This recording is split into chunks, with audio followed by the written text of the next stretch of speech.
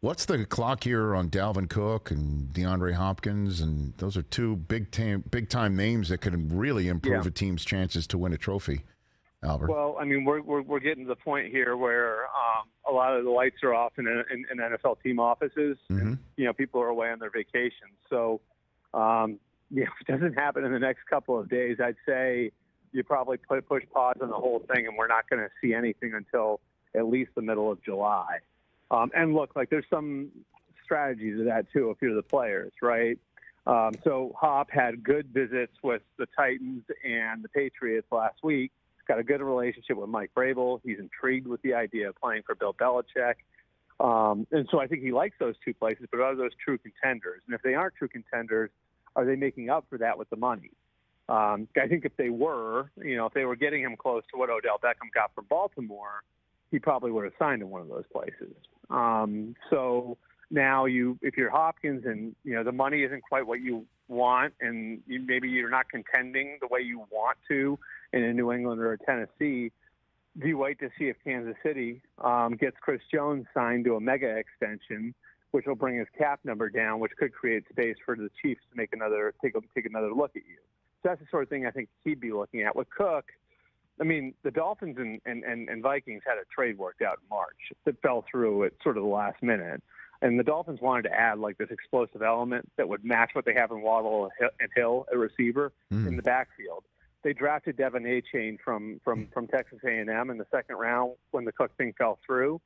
And so, part of this, I think, is how do they feel about A-Chain, coming out of the break and going into camp? And where does that put them as far as adding somebody? And then, of course, at that position, as I mean, anything can happen, So I think if you're Cook, you look at it and the possibility that there's an injury, the first 3 or 4 weeks of camp could spring some money loose too. So I think that's sort of part of it. It's just hoping that new suitors will emerge over the next month or so that'll change the market. And to me, I said at the top of the show, Albert, that this has reached the point. Dalvin Cook now is truly with the Vikings and whoever hires Cook. And what Alexander Madison does with the Vikings, and if the Dolphins don't hire Cook and go with a second-round choice and Devin A-Chain instead, the absolute laboratory moment for this position and how the league views it, big time, because you got a 4 years in a row he's run for 1,000 yards, 52 touchdowns. His despite his shoulder injury, his production. Dalvin Cook's is undeniable. Yep. Top of the food chain in the NFL at this position. And they're going to go with Alexander Madison instead. And the Dolphins are like, well, we tried to get him, but we're going to go with this kid we got in the second round. What in the hell's happening with this position in the NFL? Well, I mean, I think it's a combination of things. I think number one, you have less unicorn athletes playing it, right? There's and you can look at the college football recruiting rankings and see where the top high school athletes are. They're all receivers. You know what I mean? And for good reason. Because I think the 16-year-old kid who's elite would look at this and say, why would I ever want to play running back? So where the best athlete 30 years ago is playing running back, that guy's playing receiver now. So that's part of it, And then I think the other part of it is just becomes too easy to fill that position. You know what I mean? It's not that Cook or Mixon or Chubb or any of these guys aren't great players.